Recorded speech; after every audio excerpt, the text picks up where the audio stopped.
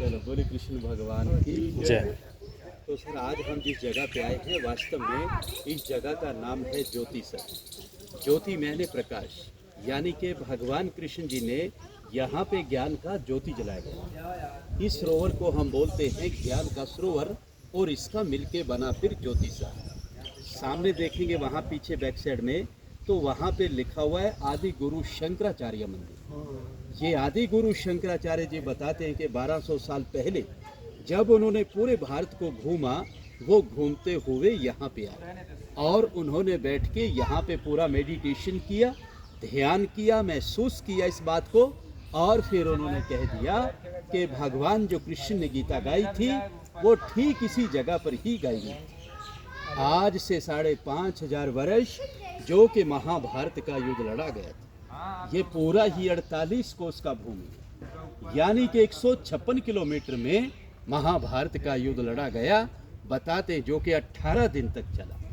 18 अध्याय गीता के हैं और 700 श्लोक है सर उसके अंदर। आज जितना भी श्रद्धालु यहाँ पे दूर दराज से आता है, चाहे वो मुंबई से आता है, दिल्ली से आता है, चंडीगढ़ से आता है, पंजाब से आता है, हरियाणा से आता है, वो भारत के किसी भी कोने से आता है और आने के बाद उसके मन में एक ही सवाल होता है कि मैं जब भी कुरुक्षेत्र की भूमि पे जाऊंगा और फिर उधर में जाके ये सवाल करूंगा। उनका सवाल होता है सर सीधा साधा सा कि हमें वो लाल मिट्टी तो बताइए कि किधर है, क्योंकि उस समय बहुत ही भयानक युद्ध हुआ था और युद्ध के कारण ही वो पूरा का पूरा धरती लाल हो गया था।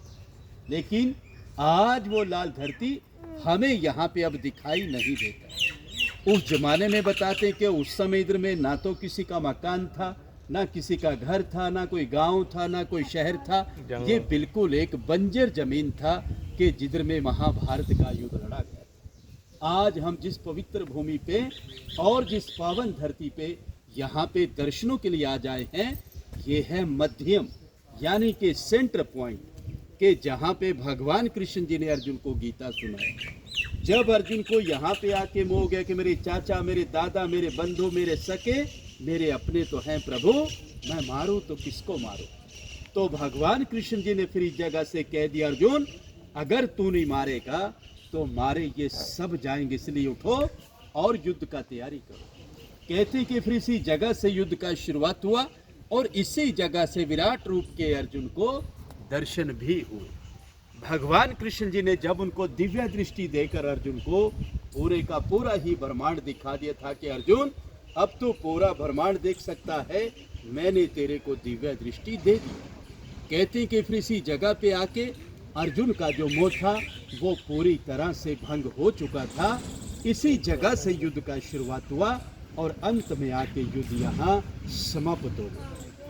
कहते हैं कि भगवान कृष्ण जब इस पेड़ के नीचे गीता सुना रहे थे, गीता सुनाते समय ये पेड़ भी सदा सदा के लिए अमर हो गया था और तभी इस पेड़ का नाम पड़ा अक्षय वट।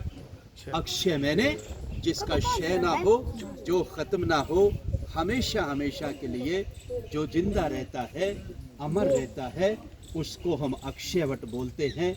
तो बहुत सारे श्रद्धालु आते हैं, पेड़ को नमस्कार करते हैं और जो उनकी मनोकामनाएं होती है वो यहाँ से पूर्ण की जाती है। चारों तरफ से पेड़ का परिक्रमा किया जाता है और उसमें एक मंत्र बोला जाता है, ओम नमो भगवते वासुदेवाय। चाहे हम पहले इसकी भी परिक्रमा कर सकते हैं और फिर उसके बाद उसकी भी परिक्रमा हम कर सकते हैं। ये यहाँ का जानकारी है। तो मैं इसी जगह पे रहता हूँ। जो भी श्रद्धालु आते हैं, आप अपनी तरफ से जो भी सेवा देना चाहते हैं आप दे सकते हैं।